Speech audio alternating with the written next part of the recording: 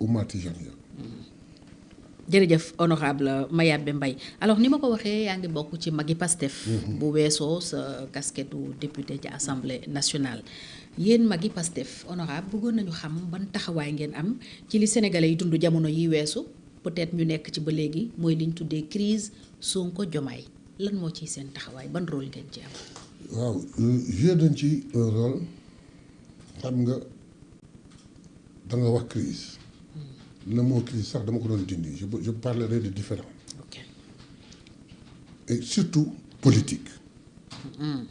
Spécialement politique et totalement politique parce que sur le plan gouvernemental loolu am entaché wul en rien seen liggéey ci gouvernement je les en félicite te di leen ñaanal yàlla mais xam nga mag bi Pastef koo xam ni da ngay prévenir di wax ak di yedd du chaque fois da ngay mën a communiquer on a été obligé de communiquer récemment mais avant cela bi mbir yi soogay am il y a plus de 6 mois avant même la sortie du président Ousmane Sonko à King Fahd Palace ñun bi ñu rendre compte que ni am na ay wax yuy jóg si la ñu jóg waxtaan ak kilifa gu mag ni ko coow bii day bu jëmee kanam fa munu jëme du baax sunu jàngat nag mooy présidence dafa amul mag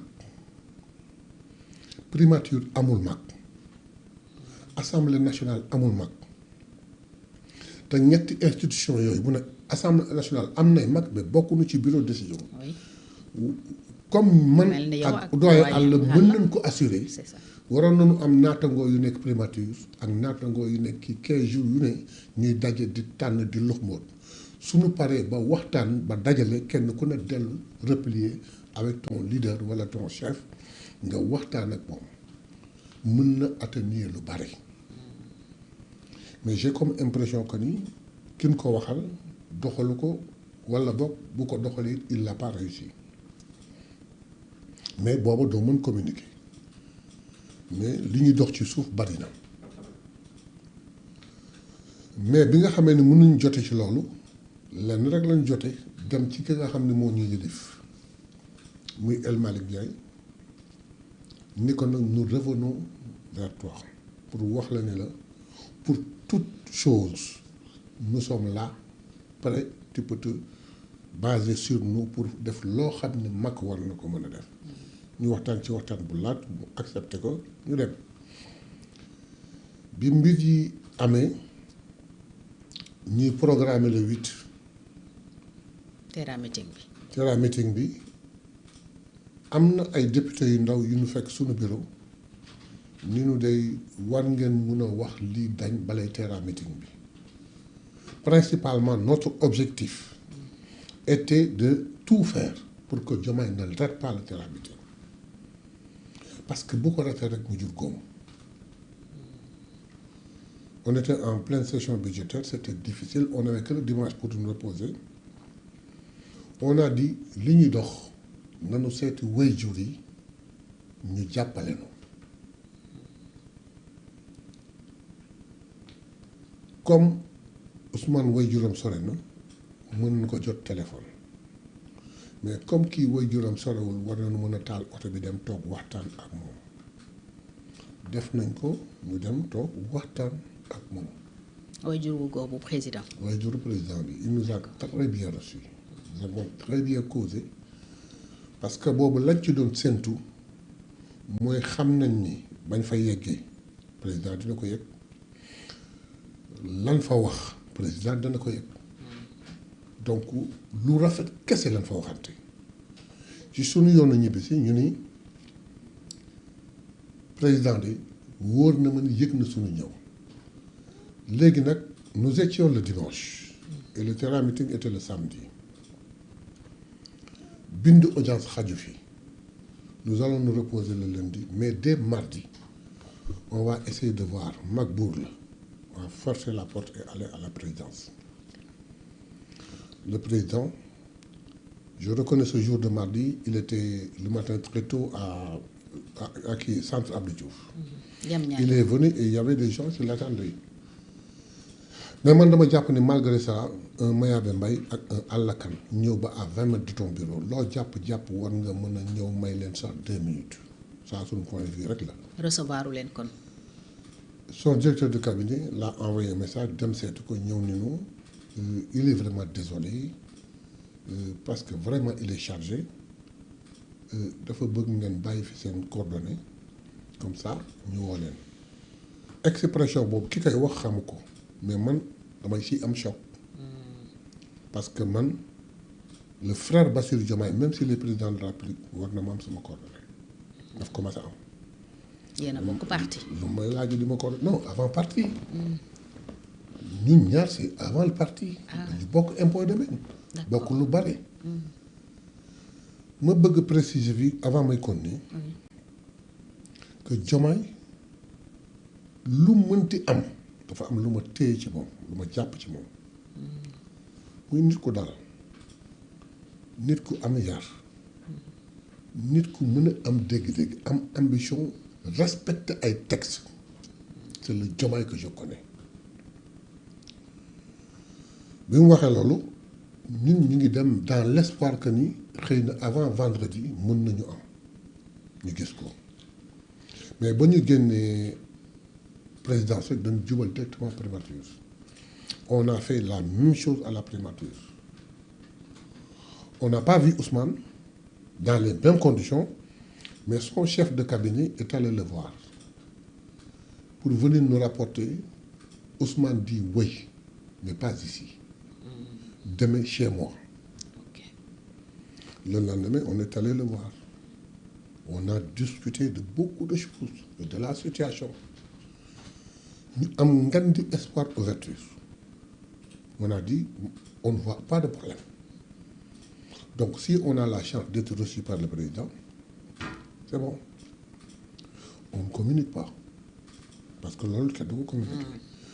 Mardi, mercredi, jeudi, vendredi, jusqu'au terrain meeting, malheureusement, le jour du terrain meeting, même si je togué, je sais que si je togué ça, dès que bruit derrière, je dis, oh, enfin, il est là. Mais le terrain meeting, moi j'étais découragé. Je savais que ça allait créer un problème. Mais je ne savais lequel.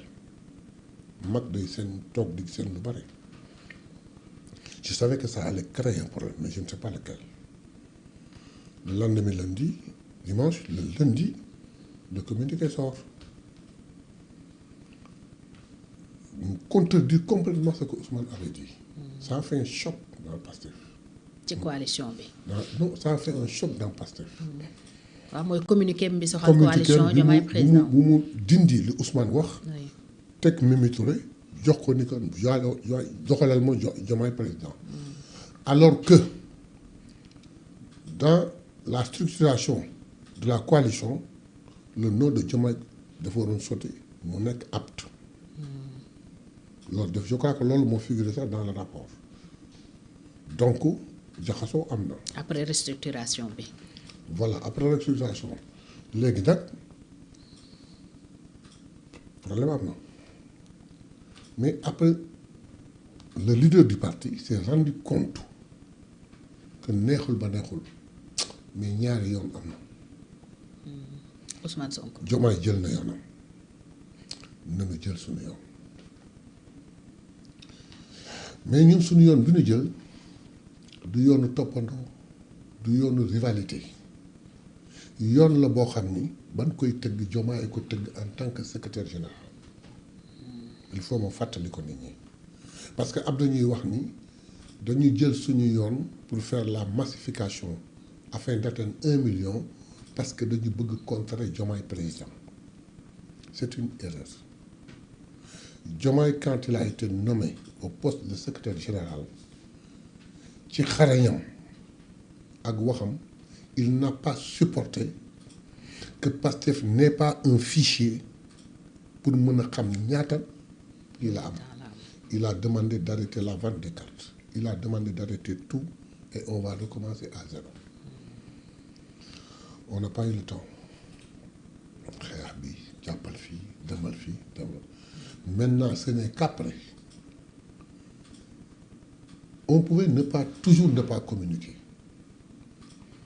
mais les interpellations dafa bari magi Pastef loo leen di jariñ noo leen seetaane ba lii am loolu la ñëpp di wax. très bien et là moi j'étais obligé en tant que responsable de magi Pastef le coordinateur de donner des explications pas toutes les explications mais de montrer que mag wax na waxaat na jéemaat na mais lii am na ok léegi nag sama problème moo doon wax li nga xam ne mooy dëgg parce que ci coow li on me dit magi Pastef da ngeen war a def une médiation c'est le mot qui me gêne. médiation. oui. pourquoi mu lay gêner. il n'y a pas de médiation il n'y a pas de différence entre Ousmane Sonko kii ñoom ñaar nii. non. kon luy problème bi. le problème mooy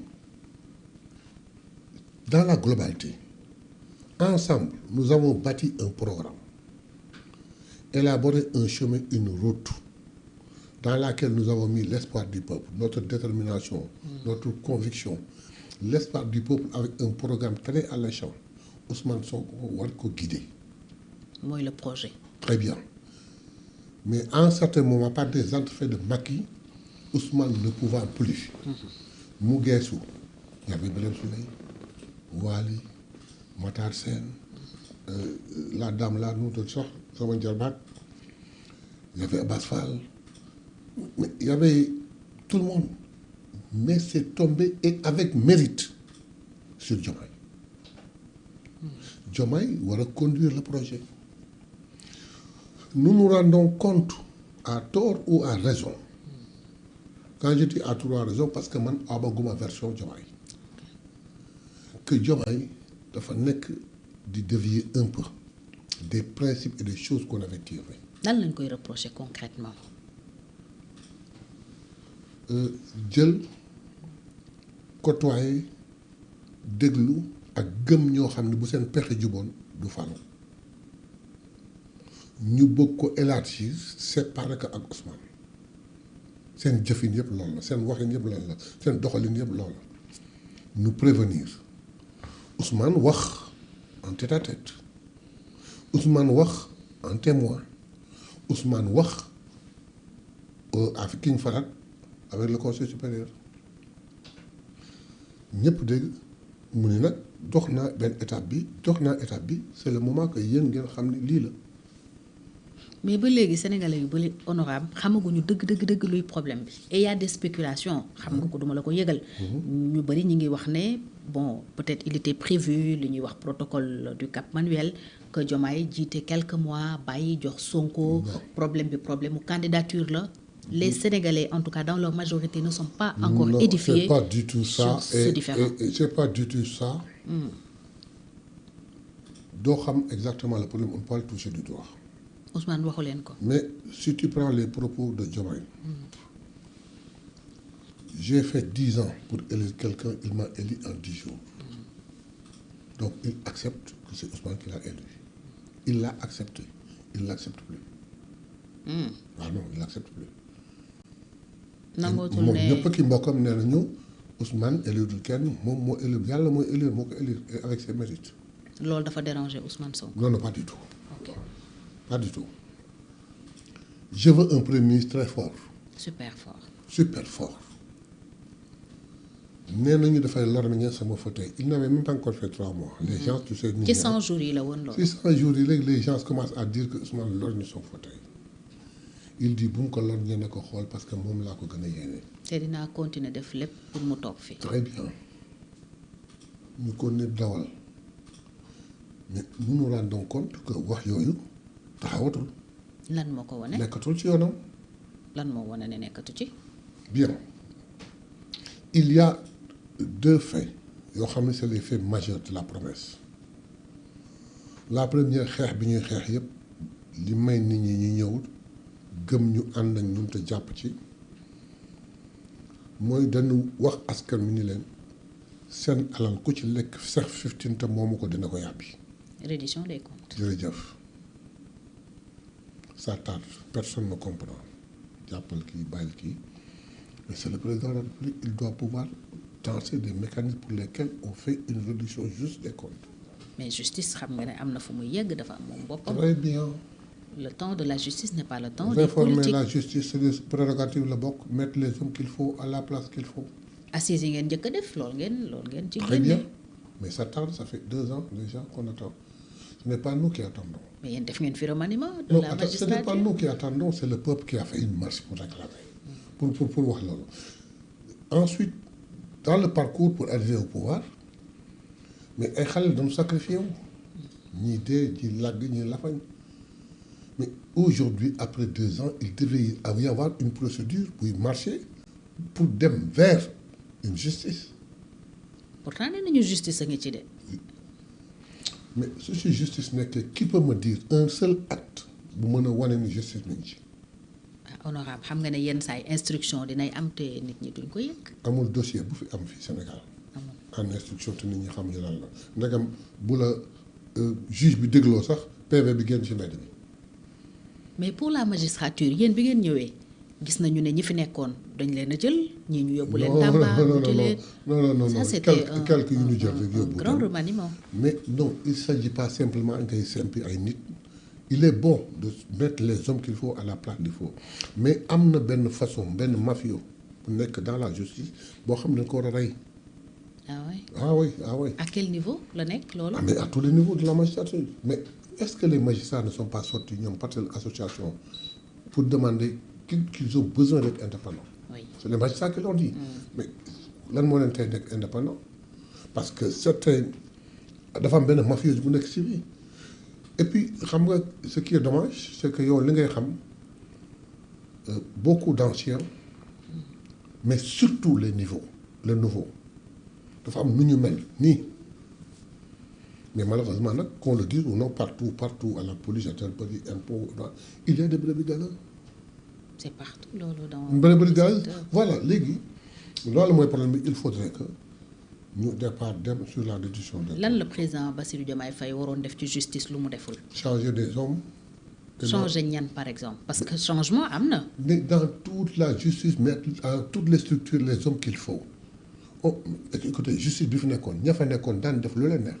Pour prendre un exemple 2000 personnes xaleel nga jàpp rek uniquement yóbbu chez le juge mandat de dépôt tout ce système là il faut le dégager. mais bi ngeen ñëwee changé ngeen procureur. mooy le maître des poursuites. on a changé ngeen doyen des juges d'instruction.